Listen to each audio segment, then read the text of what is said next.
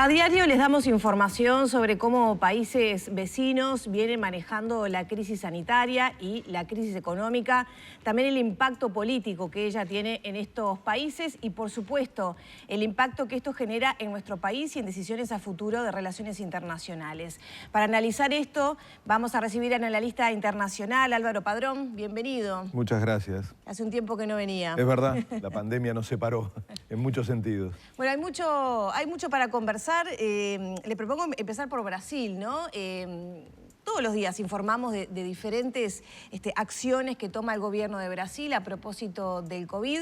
Acciones reales, pero también discursivas y de acciones del presidente Jair Bolsonaro, que en la mirada nuestra podría pensar que esto podría tener repercusiones políticas de baja de popularidad, por ejemplo. Pero está pasando exactamente lo contrario. Es verdad, sí, que en realidad recién hablábamos con Humberto que hay que tratar de mirar a Brasil desde una perspectiva distinta de lo que es nuestra política, ¿no? Por eso a veces nos sorprende tanto. Pero también la explicación es que el Brasil de Bolsonaro tiene como dos caras, ¿no? Uno es hacia adentro de Brasil y otro es hacia afuera. Son dos dimensiones que a veces hasta son contrapuestas. Yo voy a tratar de explicar que efectivamente es muy distinto cómo se ve a Bolsonaro desde afuera de Brasil que cómo lo ven los brasileros y las brasileras. Hacia adentro hay que decir que es un gobierno muy popular. No es solamente populista, que ahora voy a explicarlo, es muy popular. Lo votaron 60 millones de personas. O sea, yo creo que no tenemos conciencia de... No es un problema solo de magnitud en términos de un número tan impresionante. Es la demostración de una popularidad ejercida en el voto, a través de una elección. Y esto lo digo porque nos puede gustar muy poco Bolsonaro, pero hay que entender, y además como militar enseguida va a aparecer esa idea del autoritarismo, pero estamos hablando de un presidente electo por la gente, claro, y que como tú decías sigue siendo altamente popular. Después de la elección vino el coronavirus y Brasil se convirtió en, creo que es el segundo país más golpeado en muertes, en contagios, y sin embargo eso no hizo cambiar la visión de los ciudadanos. Porque lo que hay que preguntarse es... ¿por qué razones fue votado? ¿Qué representa Bolsonaro? Hay una teoría que ya recorre el mundo, hay muchísimos análisis, empezaron en Europa, pero ahora ya están también aquí en América Latina, de lo que significa analizar la llamada nueva derecha en el mundo. Es una derecha ultraconservadora, con una imagen populista, con una práctica populista, con elementos de demagogia. Algunos dicen nacionalismo y proteccionismo, que se los ubica mucho a Trump, y en Europa también. En el caso de Brasil es muy relativo esto, aunque ustedes van a escuchar un discurso anti-globalización, anti-organismos internacionales. Ahí conectamos con la pandemia y escuchamos esa crítica a la Organización Mundial de la Salud. En fin, todos estos elementos son muy adjetivos y yo no me parecen tan útiles para una conversación como esta. Lo que tendríamos que tratar de ver es qué intereses representa hoy el gobierno de Bolsonaro y por qué ganó las elecciones. Y hay tres elementos claves que en Brasil le llaman las bancadas. La bancada de la bala, la bancada de la Biblia y la bancada del buey. La bancada en relación a los representantes en el Congreso, en el Parlamento, lo que es para nosotros el Parlamento en Brasil se llama Congreso, que representa esos intereses. Y Bolsonaro sintetizó esa representación. La de la Biblia la vamos a entender muy rápido, tiene mucho que ver con las iglesias evangélicas pentecostales, que en Brasil son gigantescas. Fueron parte de una alianza que hizo también el PT de Lula para llegar al gobierno. Es decir, ahí estamos hablando de millones de personas. Ustedes, la imagen de Bolsonaro la vimos siempre asociada a una Biblia. Él ponía la Biblia encima de la mesa cuando se comunicaba de esa manera tan particular que tuvo en la campaña electoral. La bancada de la bala tiene mucho que ver, y de vuelta a la conexión con la derecha internacional, particularmente en Estados Unidos con Trump, la idea de la seguridad ejercida por los propios ciudadanos. Esta idea de liberalización de las armas, esto es muy potente en el mundo y lo es también en Brasil. Y la tercera es la bancada del buey, que yo creo que es la que explica con más claridad ese sustrato, ese soporte que tiene hoy Bolsonaro en la sociedad brasilera, sobre todo en los sectores económicos. Es el agronegocio.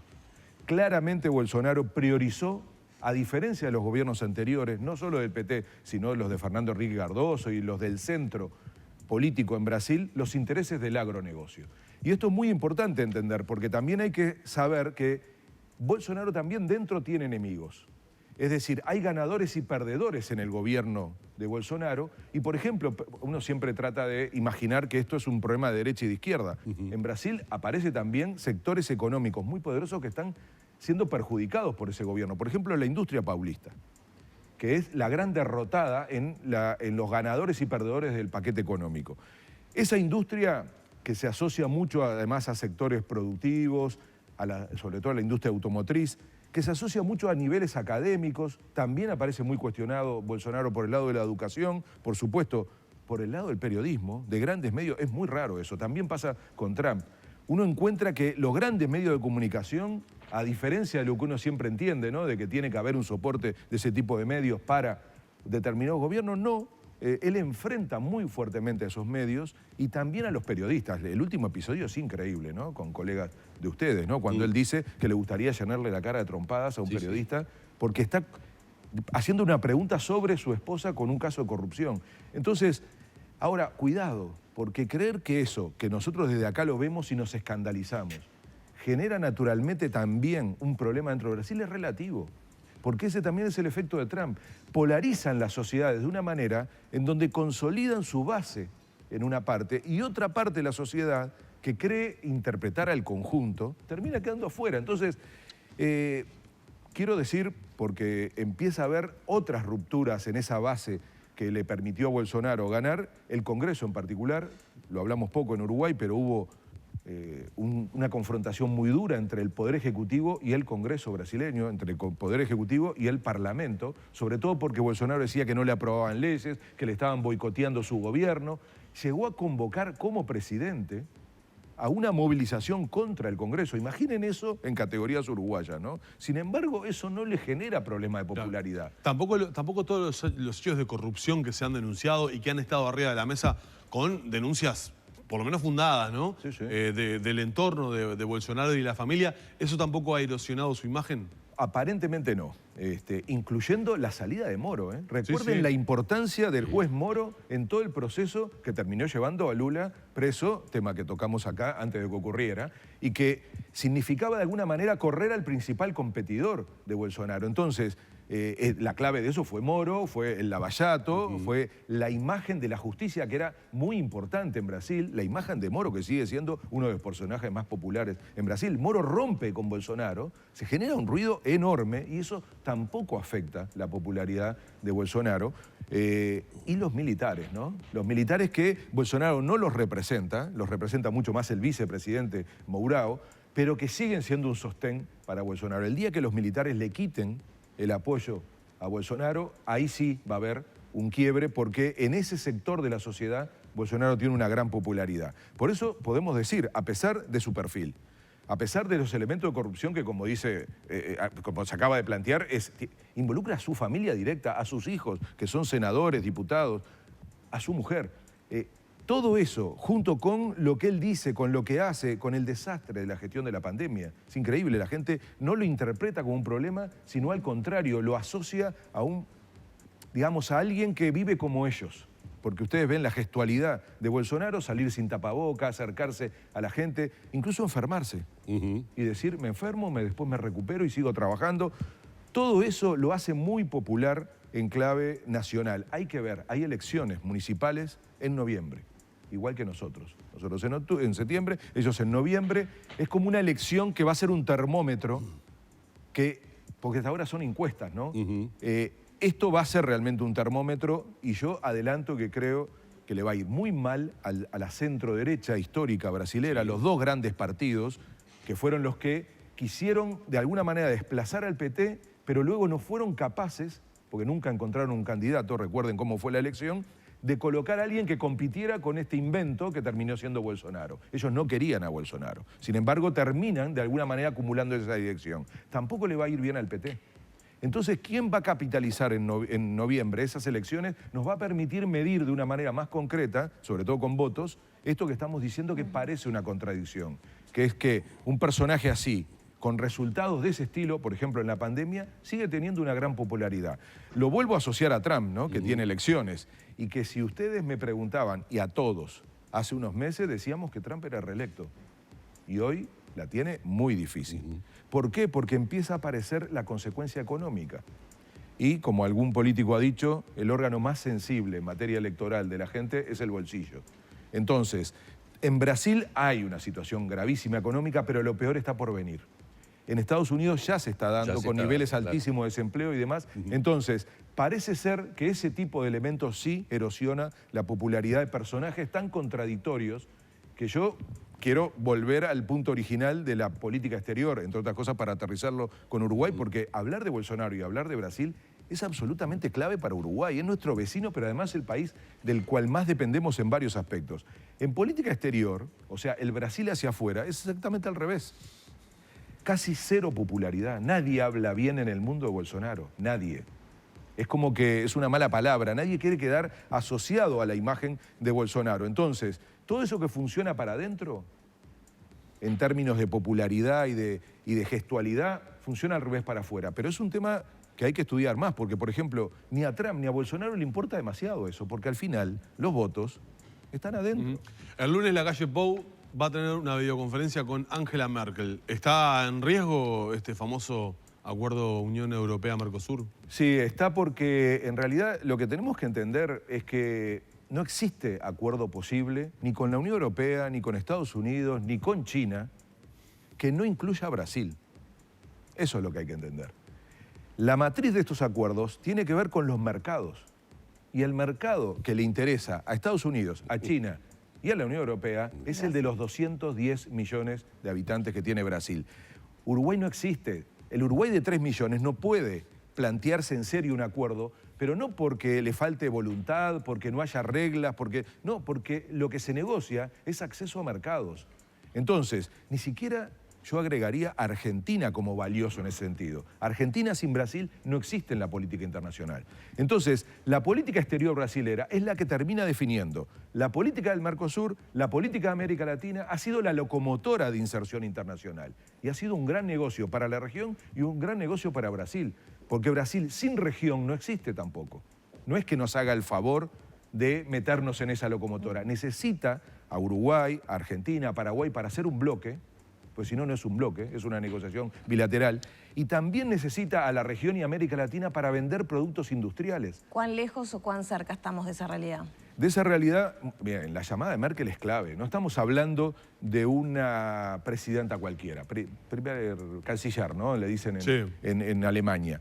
Esa llamada, ¿saben las veces que calcula un personaje así lo que va a decir? Entonces, el día que lo dijo, no es que se levantó media de mal humor y se le ocurrió poner sobre la mesa la duda sobre la viabilidad del acuerdo. Lo hizo, en primer lugar, porque hay una ecuación interna en Alemania que también desde aquí nos cuesta entender. Estamos frente al final del ciclo de Angela Merkel. Es un peso pesado, ¿no? Yo, si tuviera que decir en una ausencia casi generalizada de liderazgos en el mundo, porque cuesta, ¿no?, ver liderazgos como se vieron en otra época, yo pondría a Angela Merkel, por estabilidad y por el papel que ha jugado para colocar a Europa y varios temas internacionales en la agenda mundial. Es una mujer conservadora, representa un partido conservador. Entonces, que salga ella a hacer tan crítica el acuerdo usando como argumento a Brasil y los problemas ambientales en Brasil. ¿Esto qué conecta? Conecta con que no hay forma de zafar, de tener una capacidad, por ejemplo, desde Uruguay, de mirar críticamente lo que está pasando en la región. Lo que está diciendo Angela Merkel tiene mucho que ver con una discusión en Europa sobre el tema ambiental. Y tiene que ver con la ecuación alemana, en donde el Partido Conservador tiene que encontrar ahora una sustituta de Merkel, y no la encuentra. El SPD, que es parte de la gran coalición, acaba de encontrar un candidato, que es el ministro de Economía, y se lanza ya a la carrera electoral del año que viene con mucha fuerza. ¿Y saben cuál es el segundo partido hoy en Alemania? No es el SPD, históricamente, en una lógica de bipartidismo que había en Alemania, es el Partido Verde. Segundo en Europa, casi en toda Europa y en particular en Alemania. Entonces, lo que está pasando en Europa es que en un acuerdo de este estilo no solo hay aspectos comerciales, hay aspectos políticos también. La imagen de una Europa, de una Unión Europea firmando un acuerdo con el Mercosur, con un Brasil de Bolsonaro, es duro de tragar. Esto es lo que está pasando. Y lo que entonces va a ocurrir es que en esa conversación del lunes que se está haciendo entre el presidente pro tempore del Mercosur que es lo que tiene Uruguay ahora. Sí. O sea, la llamada de la calle no es en tanto presidente uruguayo, es en tanto Claro, no, presidencia presidente del bloque. Y Angela Merkel es la actual presidenta pro tempore de la Unión Europea. O sea, va a estar hablando la Unión Europea con el Mercosur. El problema es si hay solución para algo tan duro que es, no están poniendo la duda sobre alguna parte de la negociación, sobre algún capítulo.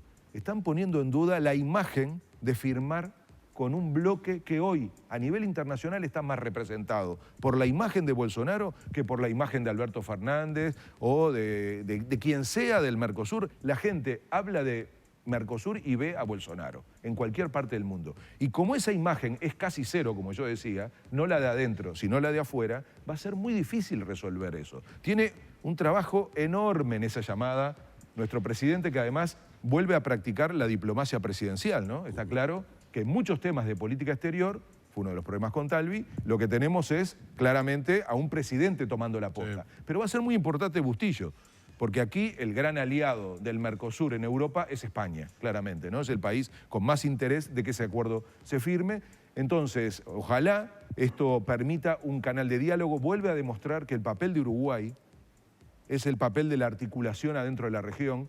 No se olviden que Argentina todavía no ha habido, una cosa nunca se dio en la historia, una reunión entre los dos presidentes, entre el presidente argentino y brasilero, todavía no se dio. Y eso es parte de lo que Uruguay debería tratar de hacer. Creo que más allá de nuestro tamaño podemos cumplir ese rol de articular a la región que, bueno, en la llamada del lunes tendremos una respuesta de cómo nos va con algo que va a durar hasta diciembre seguro, porque para Bolsonaro, repito, el gran desafío está en noviembre en las elecciones y en su mercado interno, más que en quedar bien en el exterior. Álvaro, muchísimas gracias. Por favor. Hemos tenido una vez más la presencia de Álvaro Padrón, analista internacional aquí en La Mañana de Arriba Gente.